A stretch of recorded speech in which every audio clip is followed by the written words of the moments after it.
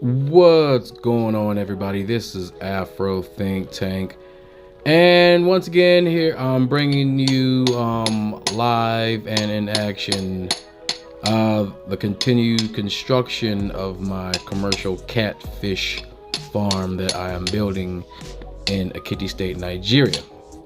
Now, where we are in the process is I am currently putting in a pump in my well. I just finished digging out the well. They had to put the concrete rings down there, and it had some delays because we did it once and then the concrete wasn't dry and it broke. You know, things happen. Had to do it again, and had to wait for the workers to be done, other projects to come back. You know, and coordinate all that stuff. And so yeah, so we got the ring on there. We got everything concrete and make sure everything is safe.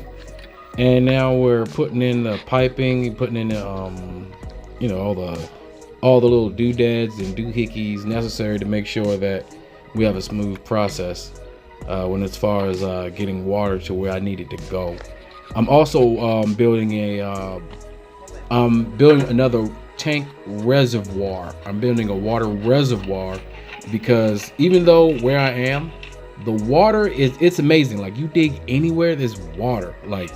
Like no, it doesn't matter where you dig deep enough, you're gonna get water. And so far I've been in this area of Ekiti since 2017, and I have never went dry. Every well I've ever dug has stayed full of water. When it rains, you can tell, because over there when it rains, you could just see how the water just seeps into the ground, because it's not a concrete jungle, you know. So the water, it really seeps into the ground. And you can see why a lot of people wonder why they always see videos in Africa where they see all the dirt roads, they see the you know, they're like, oh, how come they don't just concrete that up or stuff like that. Well, the soil is very, very rich in Africa. It's very rich, it's very soft, and since it's so hot, you know, the ground is always pliable. So it means that if you want to actually do some sort of concrete work, you know, some sort of road work, you got to really you can't half-ass that. You got to really do some serious specialization, probably the highest end type of road construction you got to do to lay on top of this type of soil. You know what I'm saying? So I understand, you know, why there's issues in Africa, because the soil is going to move.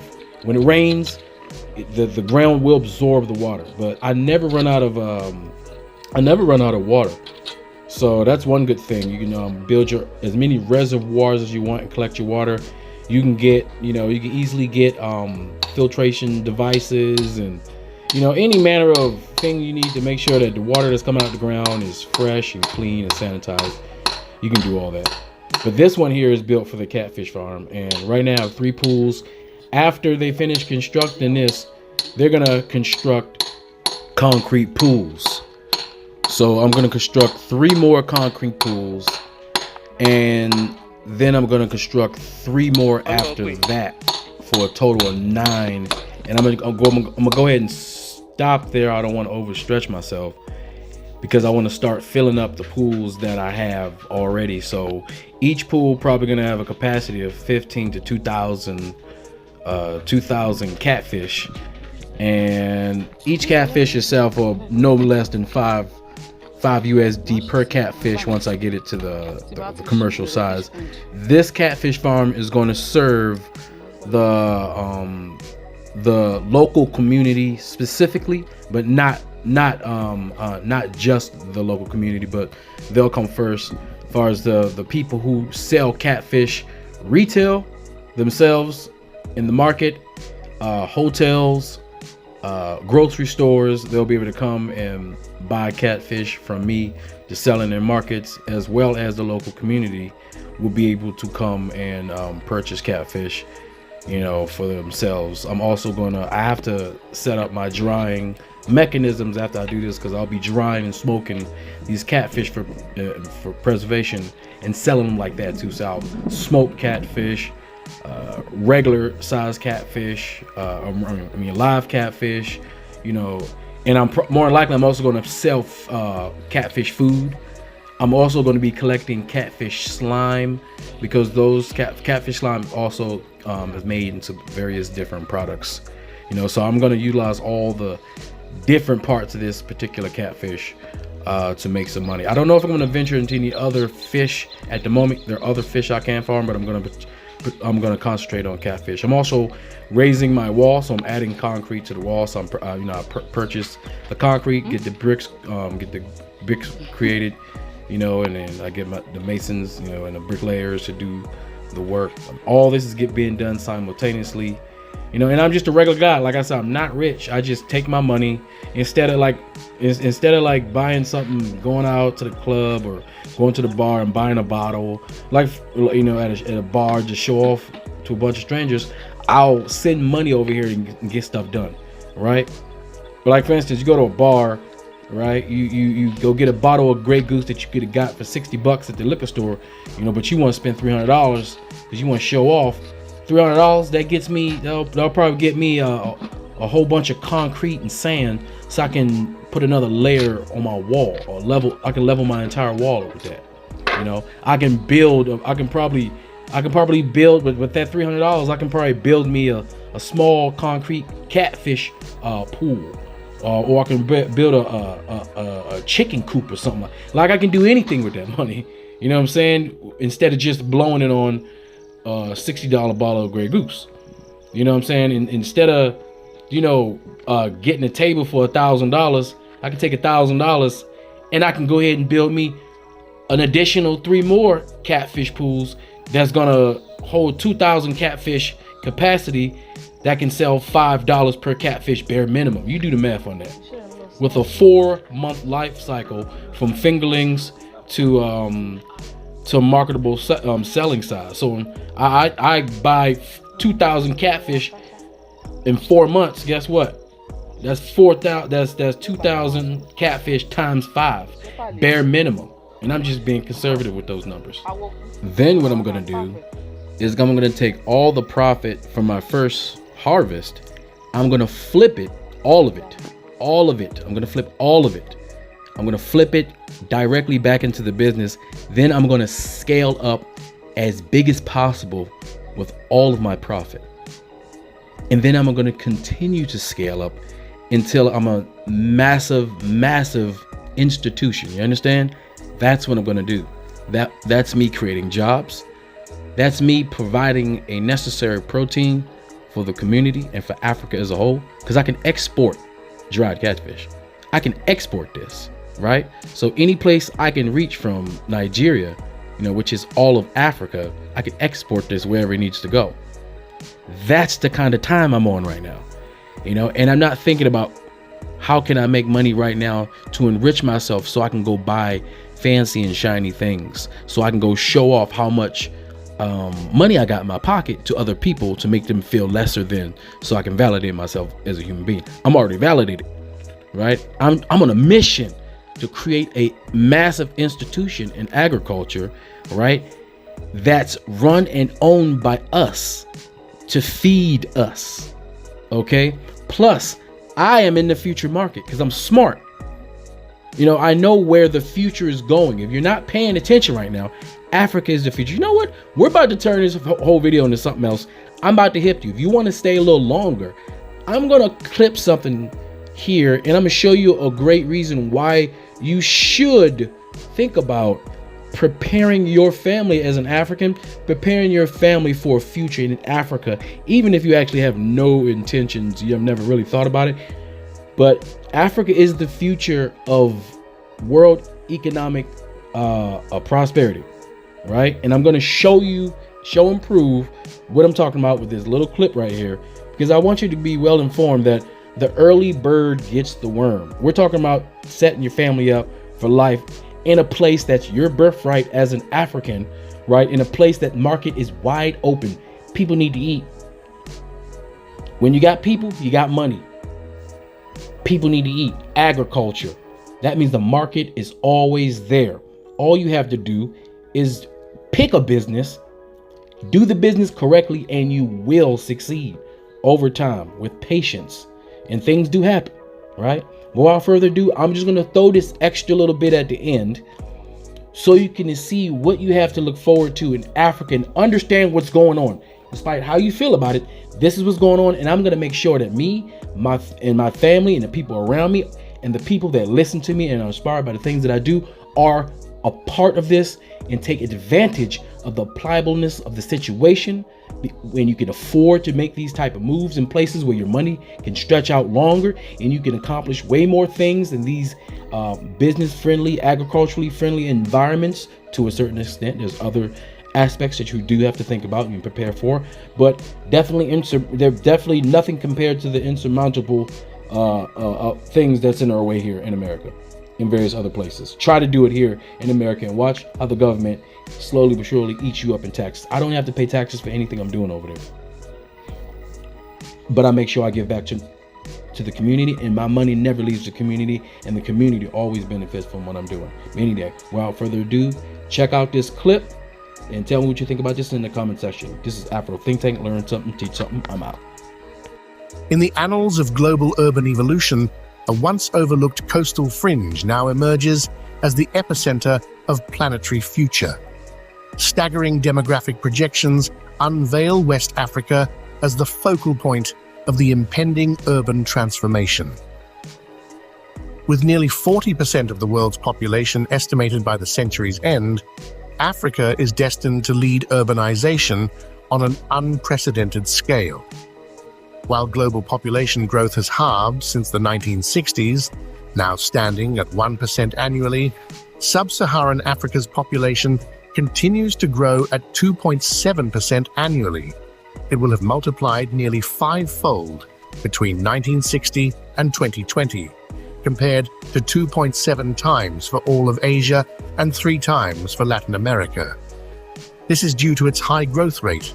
Moreover, at the convergence of this demographic revolution, the coastline stretching from Lagos to Abidjan emerges as the stage for unprecedented transformation. The major cities in this region, once modest, are poised to accommodate a cumulative population of 40 million inhabitants in just a decade. Abidjan, with its projected 8.3 million inhabitants, will soon rival iconic megacities such as New York. Lagos, one of Africa's most populous cities, sees rapid population growth with 5,000 daily migrants. By 2035, Lagos could reach 24.5 million inhabitants. But this is just the beginning. Bold projections indicate that by 2100, the Lagos-Abidjan stretch will become the largest continuous and densely populated urban area on the planet, housing nearly 500 million people. It's not just about numbers. This West African coastal line embodies a new era of power and influence in the global landscape.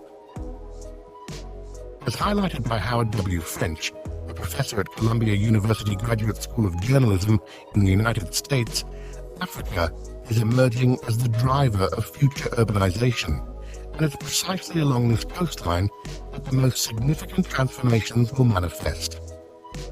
It lies in a coastal part of West Africa and stretches 600 kilometers eastward through Ghana, Togo, and Benin before reaching Lagos. Many experts have come to believe that this region of Africa would be a future megalopolis, a kind of densely clustered metropolitan center along the West African coast. In fact, this area could accommodate up to 40 million people in its major cities within a decade, absorbing surrounding towns and contributing to rapid population growth. Including new cities, the population of this coastal region could reach 51 million inhabitants by 2035, comparable to global megacities like the northeastern United States corridor. A historical comparison shows that the New York metropolitan area, with over 10 million people in the 1950s, became the center of one of the first urban areas to be described this way. Indeed, it appeared as a nearly continuous, densely populated region spanning 400 miles from Washington, D.C. to Boston. Other regions, such as the Tokyo-Osaka corridor in Japan, quickly earned the same distinction and were later joined by other massive groupings in India, New Delhi, China, and Europe. history itself recognizes the impact that these strategic lines had on the urbanization of certain regions around the world. This is why it is important today to know that the Abidjan-Lagos stretch will become the forebear of all these historical urban lines. In this context, it is becoming increasingly evident that the West African coastline is much more than just a developing region. It is poised to become the epicenter of the future world. And for any visionary investor, turning away from this emerging region would mean missing an unprecedented opportunity in global urban and economic history. The United Nations projections are even more impressive, anticipating that by the end of the century, Africa will be home to 3.9 billion people, nearly 40% of humanity. In 2017, its population surpassed 1 billion, now representing 14% of the world's population, compared to just 7% in 1960. Those under 25 years old currently make up 62% of the region's population, compared to 44% in developing countries and 27% in developed countries. This represents an extraordinary phenomenon, and unlike other super regions, the population of West Africa will continue to grow. It is estimated that by 2100, the Lagos-Abidjan corridor will be the largest continuous and densely populated area on Earth, with around 500 million people. That's why Daniel Hornweg, an urbanization expert at Ontario Tech University, said, "I've worked in China and India, and that's where the focus on cities has been until fairly recently, but Africa is unquestionably the continent that will shape the future of urbanization. And it's this strip along the West African coast where the biggest changes are coming." However, this demographic expansion comes with significant economic challenges. Despite a significant increase in sub-Saharan Africa's GDP since 1960, GDP per capita has only modestly increased. Compared to East Asia, where GDP per capita has increased 22-fold over the same period in sub-Saharan Africa, the average economic growth of 4.5% per year from the 2000s to 2018 has only led to an increase in GDP per capita of 1.7% per year. Indeed, demographic growth has absorbed 62% of economic growth, compared to 10% and 25% in East Asia and South Asia. This uneven economic growth raises questions about the continent's ability to meet the needs of an expanding population. However, it is crucial to note that economic development in Africa is not uniform. Significant concentration is evident along the line connecting Abidjan to Lagos, where development is rapid and sustained. This coastal strip is becoming a burgeoning megalopolis, characterized by increasing population density and dynamic economic activities. This region is becoming a hub of opportunities and investments, attracting the attention of observers worldwide. Indeed, the Lagos-Abidjan corridor is poised to become the largest continuous and densely populated area on